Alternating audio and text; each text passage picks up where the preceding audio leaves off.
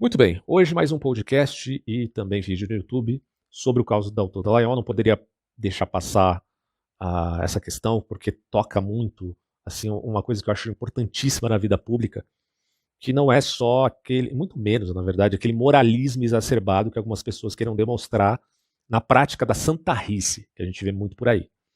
No caso do Deltan Dallagnol e de alguns outros, eu percebo muito mais até no Deltan do que no Moro, eu percebo uma força moral, tá? Inclusive tem um discurso dele a respeito da cassação que eu achei muito interessante. Muita gente vai acusar, ele quis se comparar a Cristo, não sei o que, não sei o que.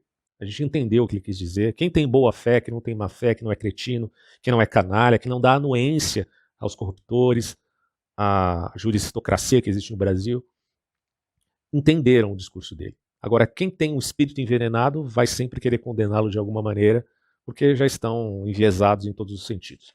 Mas eu vejo no Dallagnol uma força moral, tá? Que é diferente de moralismo. Então essa questão tem que ficar muito clara. Porque moralistas tem em todo lugar, cara. Você tem na igreja católica, evangélica, você tem entre os progressistas, entre os conservadores, entre os liberais, entre os comunistas, entre, sei lá mais quem, anarquistas. Cada um tem um discurso e seu discurso vai gerar uma prática moral que muitas vezes está descontextualizada ou está desconectada da concreção e que não entende o aspecto contingencial, que implica em tomar ações pontuais.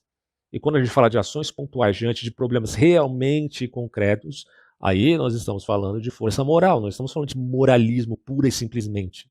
De pessoas que querem se vestir de branco e, por isso, por terem uma veste, uma maquiagem de santarronas, e claro que isso vai depender da sua narrativa, se for uma narrativa puramente dialético materialista marxista, ser santo tem um significado todo próprio, diferente do que é, por exemplo, numa igreja fundamentalista.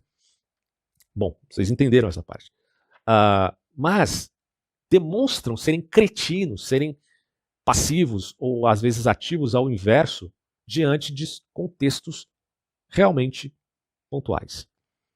E aí eu vejo no Deltan Dallagnol uma força moral no sentido de que, primeiro, ele combateu pontualmente a corrupção no Brasil e foi traído não pela Constituição em si, porque a Constituição só fala enquanto texto, mas foi traído pelos intérpretes da lei, que hoje o condenam de uma forma aviltante. Não há outra palavra para dizer o quanto isso foi asqueroso, tá? E eu vou, claro, tentar explicar todo esse processo à luz do que eu entendi desse caso. Para quem não sabe, o TSE cassou o mandato do Deltan no dia 16 de 5 de 2023, agora. E, bom, a gente pode falar até de cassação, como disse o Van Hatten, foi uma cassação. Aliás, eu recomendo muito vocês verem o discurso de alguns deputados indignados, né, com a cassação do Dallagnol, dizendo o seguinte: olha, não foi cassação com dois S, não, foi cassação com C cedilha mesmo. Ele foi caçado como se caça um bicho no mato. Porque não tem, cara, não tem justificativa para fazer, para usar desse rigor que eles utilizaram com o Dallagnol, senão de uma vingança puramente política. E é claro que a gente está diante de uma deflagrada, óbvia perseguição política, assim como aconteceu com o Moro recentemente, que tinha feito uma piadinha lá com o Gilmar Mendes e os caras queriam processar e fazer o inferno com isso aí, uma coisa absurda. Bom, agora os caras querem vingança, eles estão com sangue nos olhos e procuram assediar a todo custo, na medida que eles puderem fazer nas brechas da lei, eles vão procurar fazer o mal aos seus inimigos políticos. E eles conseguiram, cara, tirar os direitos políticos de um cara como o Dallagnol. É assim, é um troço bizarro. Você pode até dizer, o Dallagnol pode ter errado ou exagerado na sua função enquanto procurador, enquanto promotor. Sabe, isso é uma coisa, você está vendo o aspecto técnico. Outra coisa é você dizer que ele cometeu erros que implicariam numa atitude criminal. Por exemplo, forjar provas contra os condenados da Lava Jato, inclusive o Lula. Isso não aconteceu. Ele poderia ter uma tese, o Dallagnol tinha uma tese que o Lula era o cabeça e poderia não ser daquela organização, aquela quadrilha. Bom, se a tese dele tivesse errada, tudo bem. Qual o problema? Ele está formulando, enquanto procurador, que é a função dele, uma tese a respeito de alguém que está no papel de um réu. Agora, isso poderia muito bem ser contestado pelo advogado de defesa e tal. Não houve forja de provas. Isso não aconteceu. E as pessoas sabem que não. Mas hoje se criou em todos os ambientes que você possa imaginar uma casta que usa aquela velha técnica do permeation. A água batendo na pedra vai desgastando, desgastando pela persistência, vai permeando. Bom, o que esses caras fazem é se introjetar como a água em todos os cantos da sociedade, você possa imaginar, levando, né, a sua narrativa e deflagrando as suas opiniões políticas como se fossem verdades absolutas. E onde que isso começa? Bom, começa na classe acadêmica e termina, sei lá, na Globo News, termina no noticiário qualquer, na Folha de São Paulo. E isso vai permeando em vários âmbitos, seja, eu estou falando não só de instituições, mas também de setores da sociedade variados. Você tem na igreja, nas escolas, assim, até num discurso que tem um aspecto mais vinculado ao esporte, de repente o cara traz uma narrativa política. Isso aí vai para todos os lugares que você possa imaginar, tá? Vai ter aquele que tem um ar de discurso político que vai enviesar para o seu próprio lado. E sabemos que a esquerda é expert em fazer esse tipo de projeto, que já foi implantada no passado. E eu não vou ficar me repetindo aqui, porque vocês sabem que isso de fato existe.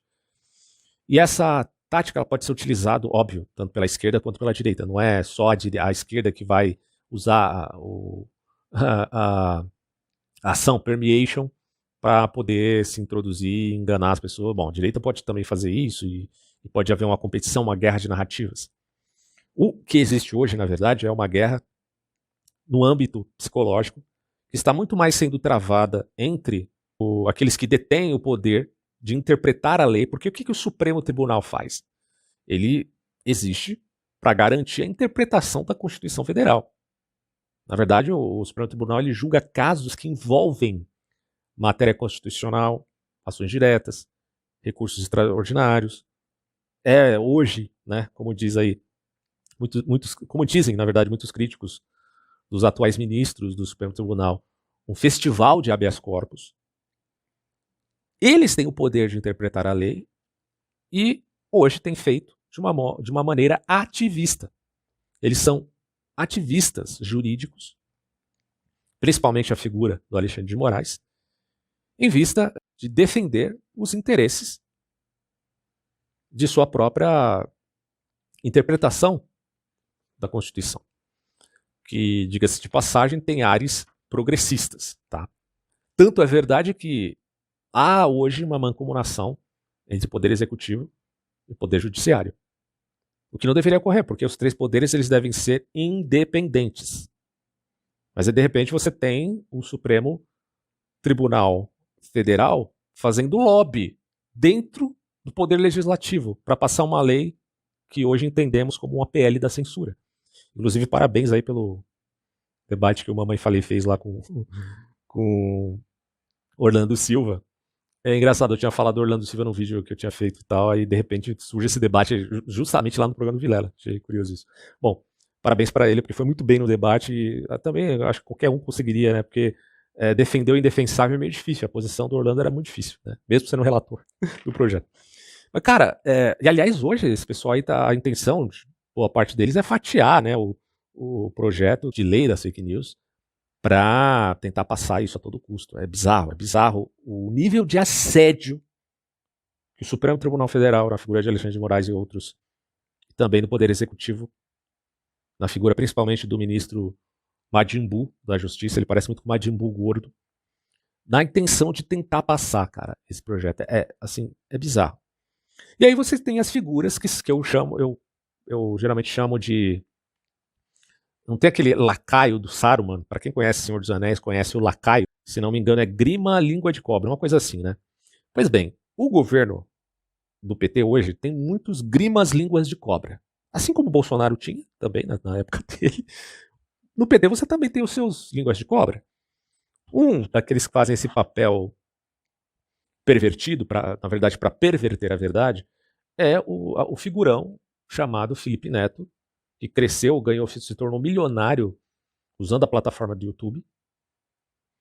E, infelizmente, eu não tive a mesma sorte que ele. Ele se tornou milionário milionário, e resolveu trair todos aqueles que fizeram com que ele ganhasse dinheiro com anúncios, com um monte de coisas, defendendo a PL da censura. Né? Ele é o grande defensor da PL. E ele é um tipo que, a todo custo, né, defende a narrativa do governo e comemorou da maneira mais asquerosa que você possa imaginar, da maneira mais asquerosa, repito aqui, a maneira mais asquerosa que você possa imaginar. Essa criatura foi lá e comemorou a cassação de um cara que estava combatendo a corrupção de todas as formas. Tá? Ele se alegra com as inversões, que não tem só caráter de uma crítica cultural que você pudesse ter, imaginar, poxa, culturalmente isso aqui parece ruim porque acaba maculando o direito do indivíduo. Não, são questões de ordem assim, moral no sentido mais amplo do termo que você possa imaginar. Porque todo mundo inicialmente é contra a corrupção e é contra o fato do ladrão se dar bem, enquanto que a pessoa que trabalha honestamente se dá mal. Inicialmente as pessoas têm essa compreensão, não importa a religião que elas tenham, não importa a visão política que elas tenham. É uma coisa inicial. Mas depois que essas pessoas passam desse limite e começam a justificar o direito do ladrão, o direito do cara que cometeu latrocínio, o direito até às vezes do estuprador, como aconteceu no caso do doutor da Rede Globo que foi lá no presídio para abraçar e acariciar um estuprador que assassinou uma criança. Quer dizer, o estuprador que assassina a criança pode ser consolado, né? Enquanto que aqueles que combatem a corrupção devem ser caçados e retirados todos os seus direitos políticos. Isso é o Bostil, tá? Então quando eu falo Bostil, eu não falo porque é uma modinha, é o Bostil.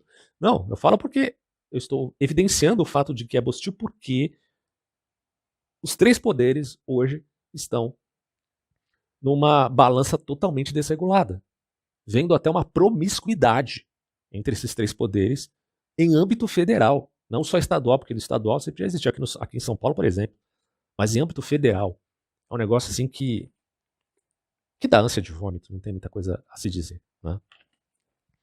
E muita gente comemorando. Aliás, a opinião pública sendo modulada, porque assim, se a esquerda tem uma coisa que ela faz com destreza é enganar, cara. A direita começou a aprender isso com alguns vieses de vertentes ficcionistas bizarras, que eu mesmo critiquei aqui durante 4 anos, né, no governo do Bolsonaro e tudo mais. Eu votei no Bolsonaro em 2018, ninguém pode dizer que eu passei o pano pro cara, assim como muita gente que votou nele também o criticou, tá? Porque é uma obrigação, né? Você deu um voto de confiança para a pessoa, se ela cometeu um erro, você vai, eu não coloquei minha mão no fogo pelo cara, ele cometeu erro aqui, eu vou pontuar o erro, eu não tô aqui para ficar defendendo a todo custo esse cidadão. O que acontece é que se tornou uma prática quase que religiosa. Você ter um político de estimação e defender a todo custo. E hoje a esquerda faz isso. Mas eu acho que com muito menos moral do que fizeram aqueles que eram à direita à época, tá? Em 2018, 2019. Por que eu digo isso? Porque nós já sabíamos que o Lula era condenado. Nós já sabíamos que foi um malabarismo do Poder Judiciário, dos tribunais superiores, em liberar o Lula para participar dessa eleição, porque era o único que poderia vencer o Bolsonaro. E que com isto viria um pacote completo, onde a elite, entenda como você quiser, que o establishment iria ditar as ordens para o país. Então, claro que o país não está na mão do PT, não está na mão do Lula, está na mão de uma elite. Entenda-se aí, poder midiático, tribunais superiores, políticos, enfim, eu não estou querendo que vocês entendam isso como uma conspiração, tá? Como se tudo fosse unânime. Não é que tudo é unânime, que sempre o Tribunal Federal, o Poder Judiciário vai estar junto, aliançado, alicerçado com o Poder Executivo. Não sempre, claro que não. Mas é que eles têm algo em comum aí, tá? Que é manter esse controle e impedir a todo custo aquilo que eles acham que é ruim para a sociedade, denominando, portanto, como inimigos e usando o jargão de extrema-direita. Então, tudo que é contrário aos abusos de poder dessas pessoas, eles chamarão, isso está no Língua de Cobra, chamarão de extrema-direita. Existe extrema-direita? Existe. Mas o abuso dessa linguagem é também já uma tática para manipular a opinião pública e usar de guerra psicológica. Tá?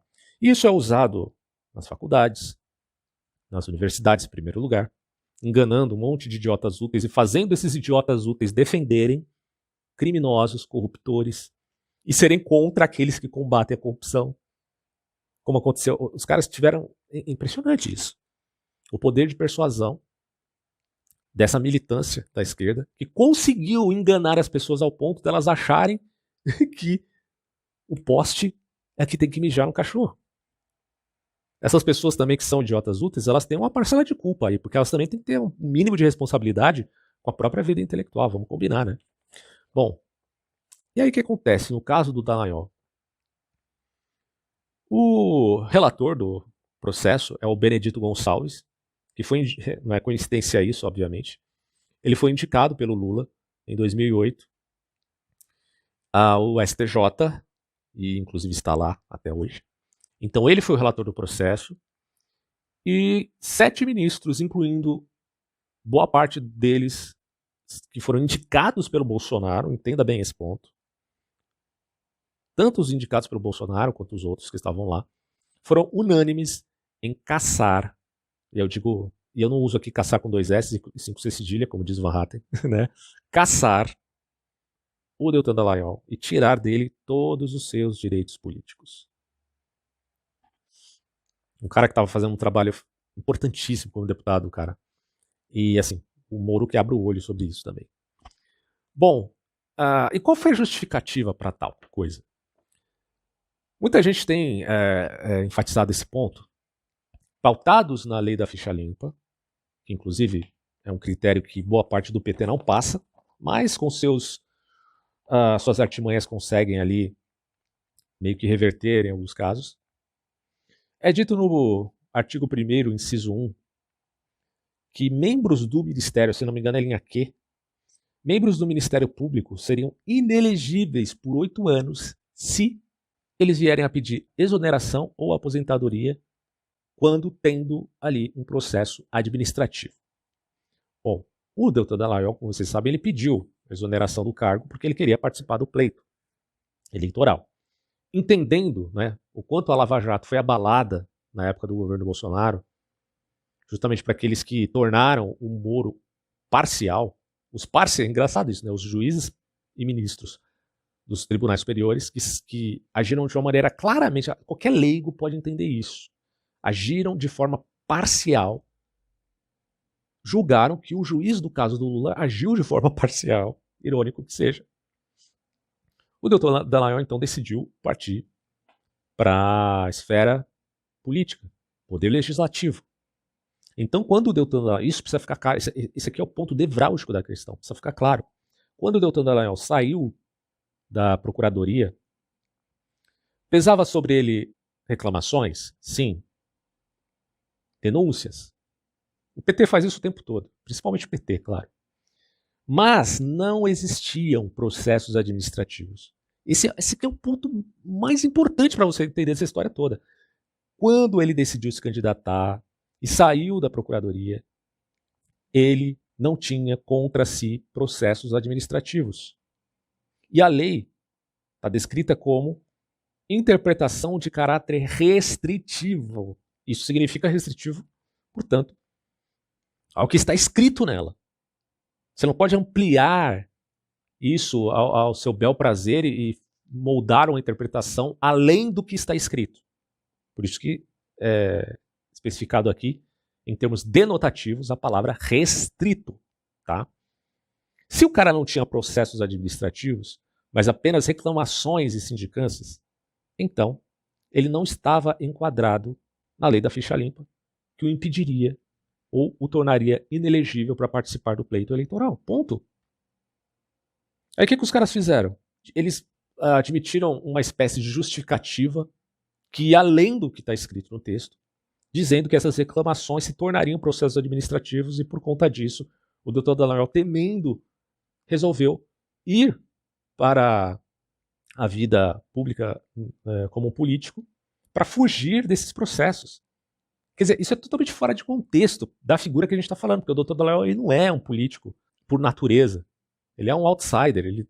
Tudo bem, ele está lidando ali mais com o aspecto jurídico. Ele sai do âmbito jurídico para ir para a vida pública no parlamento. E quem geralmente poderia fazer? Bom, o Lula. Veja o caso do Lula. O Lula é um cara que ele foi condenado, literalmente ele foi condenado em primeira instância, segunda instância, depois confirmado no TR4, por vários juízes desembargadores, demonstrando que a pessoa, para ser presa, ela não pode, isso não pode ocorrer apenas na primeira instância. Foi o caso do Sérgio Moro condenando. Quer dizer, se o Sérgio Moro foi parcial, todos os outros que deram anuência à condenação também foram parciais. Mas os caras condenaram só o Sérgio Moro e os outros não. Né? Bom, considerando esse fato, que o Dallagnol não era de modo algum alguém que estava respondendo processos, ele já tinha respondido, tudo bem, já tinha respondido um processo, onde ele foi, 2 processos na verdade, um deles ele foi censurado, tal, mas como a gente viu aqui, são processos de caráter administrativo, né? Um ele falou ali do Renan Calheiros, outro ele fez uma crítica ao STF, mas coisas assim muito pequenas, pontuais, sabe? Que tem a ver com o decoro do cargo que ele exercia, não é assim, não teria peso nenhum para uma pessoa comum, digamos assim. Para mim, por exemplo, que vivo xingando o STF, pô, sabe? Então, mas isso não pesava sobre ele. Ele já tinha sido, entre aspas, né, condenado nesses termos administrativos. Ele poderia participar do pleito. Tanto é verdade que ele recebeu aqui a certidão do Conselho Nacional do Ministério Público. Essa certidão é a confirmação de que ele poderia, porque ele não estava respondendo, entenda bem isso, ele não estava respondendo até então por nenhum processo administrativo. Coisa óbvia. E aí o que esses caras fizeram? Eles fizeram uma interpretação não restrita, mas ampla, meio que colocando assim, bom, essas reclamações, essas sindicâncias já são suficientes para impedir que ele venha a continuar no seu cargo, porque ele devia ter sido barrado antes. Só que essas reclamações não eram processos administrativos ainda. Esse é o ponto, essa é a polêmica. Para usar de um rigor desses, meus amigos, só demonstra que eles estão, obviamente, usando a lei para praticar o lawfare, o famoso lawfare que eu já mencionei nos vídeos anteriores. Mas eu estava falando aqui do caso do Lula, né? O Lula, ele foi condenado, em primeira, segunda, terceira instância. Depois, o juiz foi tido como parcial, o Sérgio Moro e tudo mais. E as condenações com o Lula, como vocês já sabem, foram anuladas. Isso significa que ele foi, vamos colocar assim, inocentado? Não, porque ele nem foi julgado de novo. Ele só pode ser inocentado se ele for julgado e for comprovado que de fato ele é alguém inocente nessas questões relativas aí às acusações que lhe pesam. Ele não foi inocentado, porque ele não foi julgado novamente. A primeira vez que ele foi julgado, ele foi condenado. E aí fica a pergunta, se o Lula pôde participar das eleições, mesmo pesando sobre ele esses processos, será que com o Dallagnol não poderia acontecer o mesmo? Eles vão dizer que não, porque no caso do Dallagnol é específico a membros do Ministério Público. Que aí nunca... Mas assim, isso é só uma formalidade, sabe? Porque, no fundo, em termos assim de indivíduo, ambos que têm o seu próprio CPF ali, se a gente colocar apenas nesse aspecto jurídico, tirando aqui o peso de cada uma das ações, porque é óbvio que o que Lula fez é inimaginavelmente maior. Eu até coloquei aqui, coloca assim, o Deltan se tornou inelegível a posteriori por hipótese de ineligibilidade a priori. Porque basicamente foi o que aconteceu com o cara, né? A jurisprudência brasileira diz que, na dúvida, sempre se vota pela elegibilidade. O próprio TSE, inclusive, tem uma questão abordada por um de seus ministros, que diz que a elegibilidade é direito fundamental de qualquer um, né, daqueles que se propõem. E o Dallagnol, até então, era alguém totalmente disposto e elegível ao cargo. Então não me resta outra constatação, senão a de que ele foi, de fato, vítima de perseguição política. E sabemos por que isso aconteceu. Aliás, muita gente comentou também o caso da Dilma, porque quando a Dilma foi impeachmentada, a primeira coisa que teria que ter sido feito até então era retirar dela os direitos políticos, porque quando o presidente é impeachmentado, ele está impeachmentado porque ele cometeu crime de responsabilidade. Sendo assim, o que aconteceu com o Collor de Mello teria que acontecer com a Dilma, porque ambos foram ou sofreram esse processo.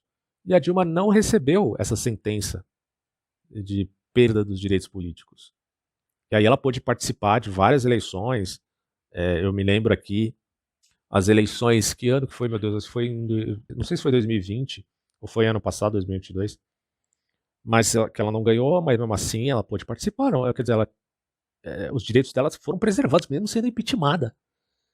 Então, quer dizer, a Constituição deixa claro que se um presidente é impeachmentado, ele perde seus direitos políticos por um tempo. Isso não foi feito com a Dilma, mas foi feito com o Dallagnol. Cara, assim, é um troço que a gente fica sem palavras para poder expressar isso. Imagina a situação do cara, mano. Porque ele já tinha sido alvo de um processo de pagar uma multa ao PT, ele já tinha ficado indignado na época. Eu também fiz um vídeo dizendo que eu também estava indignado. E tá até a fala dele no meu vídeo, no podcast também, na época. Falando, mano, que coisa bizarra. O cara tem que pagar uma multa pro Lula porque ele se sentiu. Pro Lula se sentiu denegrido, não sei o que, pelo PowerPoint, aquela história toda. Quando o cara simplesmente estava exercendo a função dele de promotor. E agora, mano, o cara é caçado, meu. É bizarro. E claro que isso deve. Eles vão tentar alguma coisa do tipo também contra o Sérgio Moro. Querem tornar também inelegível o Bolsonaro, porque o Bolsonaro. Eu acho que o Bolsonaro não tem a mesma força moral, obviamente, que o Dr. Dallagnol. E acho que o Moro também não tem a mesma força moral. O Moro é um cara mais. Sei lá, mano, ele é muito. Não é alguém que eu olhe e veja um cara que tenha garra, gana e vontade de lutar, do ponto de vista assim, político. Ele demonstrou, de fato, muita força enquanto juiz para lutar contra a corrupção, assim como o Dallagnol. Os dois mostraram muita gana, muita vontade, mas não foi o suficiente. Agora, como político, o Moro ele meio que fica sempre, né, meio na esquiva. É um cara que está muito preparado para defender e pouco para atacar. Eu acho que o Deltan tem mais habilidade nesse sentido. Mas foi a primeira vítima. Pode ser que o Bolsonaro e o Moro também sofram desse mesmo aspecto, principalmente o Moro, que está como senador. E no caso do Bolsonaro, ele simplesmente vai se tornar inelegível se for condenado por alguma das acusações que lhe pesam, né? O Bolsonaro, apesar de tudo, de todos os erros dele nos 4 anos que presidiu o Brasil, vários e vários erros, inclusive facilitando as coisas para os seus hoje algozes, ele ainda é uma força política, né? Mas do jeito que estão as coisas, ele não tomou a postura de ser um cara realmente crítico do governo, de se colocar de fato como alguém que está ali como um líder e tal. O Bolsonaro parece que não vai fazer isso porque ele continua tendo o rabo preso, assim como ele começou o governo com muita vontade, mas depois, né, toda aquela treta dele e os filhos e demonstrando, né, que ele tinha esse calcanhar de Aquiles. Hoje parece que ele tem a mesma coisa, então a gente não sabe o que vai ser da figura do Bolsonaro enquanto um agente político. Mas até então, né, nas eleições de 2022, demonstrou muita força, recebeu muitos votos. Se não for o Bolsonaro, para 2026, acredito que vai surgir outra figura até lá, muito tempo. E dados os acontecimentos e o assédio do governo Lula, já no comecinho, né, vamos fazer o mal que for possível fazer já para deixar todos nos conformes, para depois ir a conta gotas dando as benesses, né, para o povo, sendo paizão do povo. Me parece que o Bolsonaro não vai ter força, sabe? Até chegar lá, não sei. Né? Até em questão de saúde também, ele e o Lula estão já na situação meio complicada. Eu não sei como vai ser até lá. Mas, por conta desse assédio inicial do governo Lula, que pode realmente, eu começo até a duvidar, mas o Lula vai querer tentar implantar uma ditadura aqui no Brasil? Difícil, né? Mas agora, cara, diante do contexto atual, penso que a prática do Lula é muito mais luciferiana, porque ele usa de demagogia muito mais do que a do Bolsonaro. O Bolsonaro falava, mas não fazia. O Lula não fala, mas faz. Né? Isso que está acontecendo. E, enfim, cara, é uma situação bem, bem complexa. Eu lamento demais, tá, pela cassação do Dallagnol. Não tenho dúvida nenhuma que isso aqui tem um fundo de vingança e perseguição política e que é algo, assim, muito, muito grave para a situação na qual nós vivemos atualmente no Brasil. um mandato, caçar milhares de votos, é mexer com o que existe de mais sagrado no sistema democrático, no sistema eleitoral, que é o poder do voto, que é a soberania popular. E hoje eles anularam a soberania popular, eles anularam o poder do voto com base, mais uma vez, em uma inelegibilidade imaginária, fraudando a Constituição e fraudando a lei. O sistema permite que o povo, o sistema permite que vocês esqueçam muitas vezes da verdade básica. Todo poder emana do povo. E existem os donos do poder que muitas vezes querem se sobrepor à lei, se sobrepor ao povo, se sobrepor à Constituição, se fazendo soberanos, se colocando no lugar do povo. E nós jamais podemos admitir isso, porque esse é o germe que aí sim corrói a democracia no nosso país. Há quem tenha sido caçado por ter questionado as urnas. E hoje, o Tribunal Superior Eleitoral anula todas as urnas do estado do Paraná. Isso frauda e mina a nossa democracia. Se eles podem anular a voz de tantos, o que é que vai impedir eles? Qual é a dificuldade que haverá de anular a sua voz, de anular a voz dos brasileiros, de anular a voz dos parlamentares que são aqui, com que eu tive o privilégio de lutar ao longo desses meses de mandato, com honra, com orgulho, para fiscalizar um poder executivo e os seus desmandos. As eleições são a porta da transformação numa democracia. Se fecharem essas portas, não existe democracia. E é assim que as ditaduras começam, como começaram na Venezuela, como começaram na Nicarágua, quando tribunais de justiça caçaram o mandato de opositores políticos. E é esse o risco que nós vivemos hoje no Brasil. Instituições precisam ser respeitadas. Agora, instituições são compostas de pessoas. E o nosso problema no Brasil é que as instituições são boas, mas existem muitas pessoas ruins. E se cercear de criticar as pessoas para não manchar as instituições é contraditório. É uma incoerência. Porque deixar de criticar as instituições que elas mesmas, deixar de criticar as pessoas que elas mesmas corroem as instituições é enfraquecê-las, porque são elas que corroem as instituições. Nós precisamos ter a coragem, nós precisamos ter a liberdade de criticar os desmandos e as arbitrariedades dos poderosos. E se hoje eles cometem arbitrariedades comigo, com um mandato eletivo, quanto mais podem fazer com toda a sociedade brasileira, quanto mais no dia seguinte vão fazer com cada um dos adversários políticos do governo de ocasião. Desde que eu entrei no Congresso, muitas pessoas me perguntaram se eu estava gostando de estar aqui. E a minha resposta sempre foi a mesma. Eu não me pergunto se eu estou gostando. Eu me pergunto se eu estou mais próximo do meu propósito. Um soldado no campo de batalha, ele não pergunta se o seu travesseiro está macio. Eu não estou aqui por um cargo. Eu estou aqui por um propósito. Eu estou aqui por uma transformação. Todo tombo dói. Mas eu não vou desistir. Como muitos cristãos ao longo da história, quando parecia que eles tinham tomado um tombo e que era um fim, na verdade aquilo era um novo começo. E hoje é um novo começo para minha voz. Com esse tombo eu convido que todos que lutam contra a quebra da liberdade, contra a quebra da democracia, contra os abusos poderosos, que se reergam desse tombo comigo, unindo a sua voz, unindo a voz de uma oposição que hoje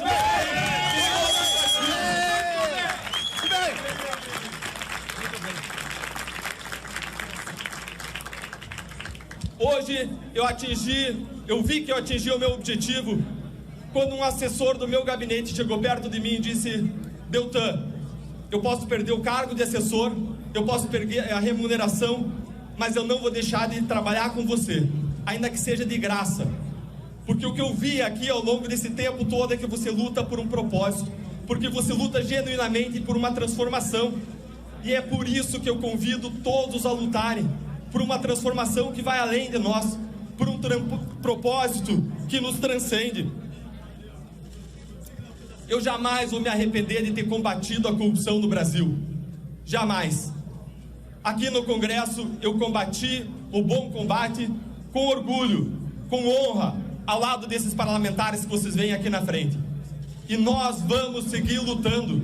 O cargo é apenas um instrumento para lutar por transformação. Agora o principal é a voz dos brasileiros que estão conosco.